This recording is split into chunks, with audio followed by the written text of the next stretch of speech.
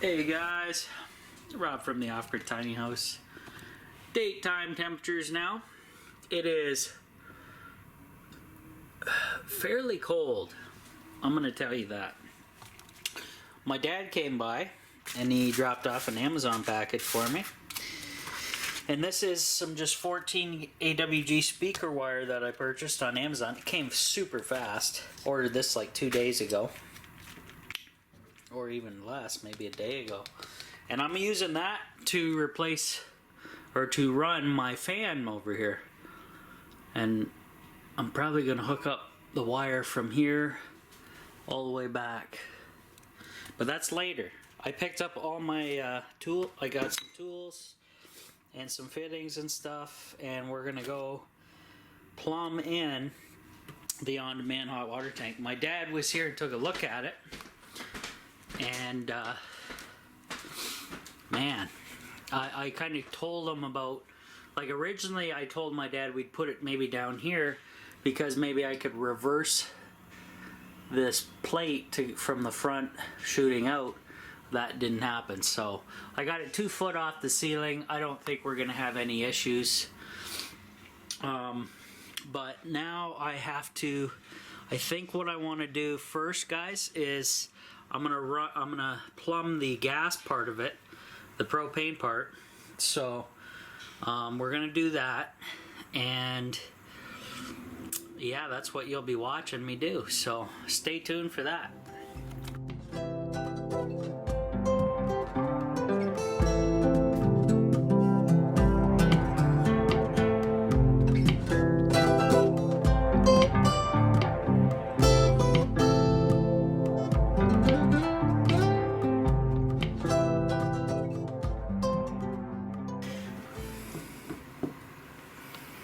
Alrighty guys, so I just opened my valve up here and I'm trying to drain off as much water as I can from this portion of the line, because the rest of the line, it goes downhill kinda.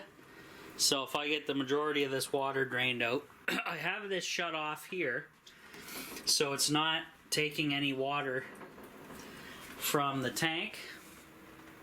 And the reason I gotta do that is I gotta cut in about here, maybe just past, well, maybe pretty close to where this strap is. Cut in, put a T, and then I bought a fitting that I soldered together already, and I gotta attach that and then attach our pump.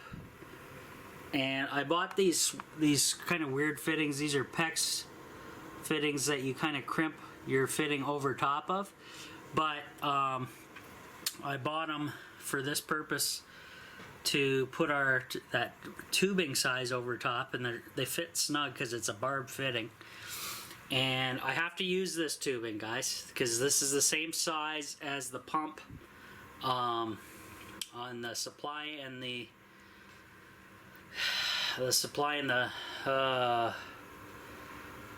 I don't know what you call it. Both sides of the pump are this size. So I have to do that. Now, I screwed up a little bit. I needed 2 of these, apparently. Yeah. Because right now I have a 6-inch piece of 3/4, which is great. Gets me over to here. But as you can see, this fitting is actually a 1/2 inch. So yeah, so if I take this fitting off where my fingers are holding on to, and get one of these, then I can make that connection. So that's kind of lame, guys, but I can finish that up. I'll probably do that now. I'll just put this bad boy together. Now, I'm being real careful not to over tighten anything, but I'm gonna have to leak check everything once we get up and going here. Now I gotta make sure I can still get the goddamn batteries out of here. This thing's a real piece of plastic, it's junk. Okay, so yeah, I got enough room for batteries, I think, even with that piece of gas line coming through there. I'm pretty sure we do. yeah, should be able to get some cells in there. So I think that's okay. So I think we'll be okay. And I'm really glad man, I bought that for another project, this line here, and didn't know what I was ever going to do with it. It came out perfect to be used today. Unbelievable. So that's cool. I can actually put that together next in there. So that's what we're dealing with. Now I'm just going to lift this line up to see if I can get any other... There's not much water left in there, so I think I'll be okay.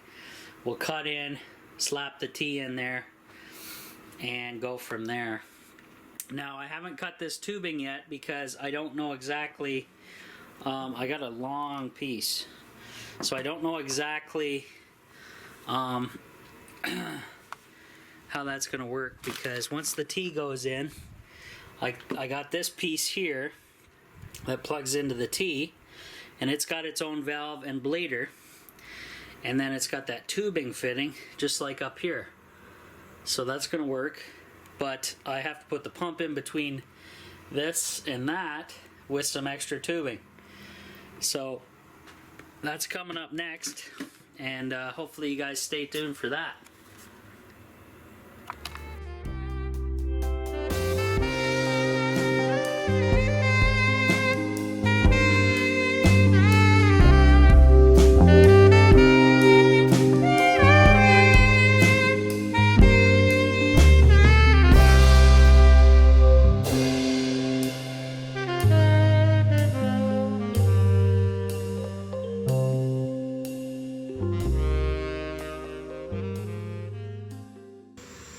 So, okay guys, before I cut in to do the plumbing for the unit, I want to go outside, turn the propane on. This isn't tightened all the way because I'm trying to bleed out any air in the system. There's going to be air.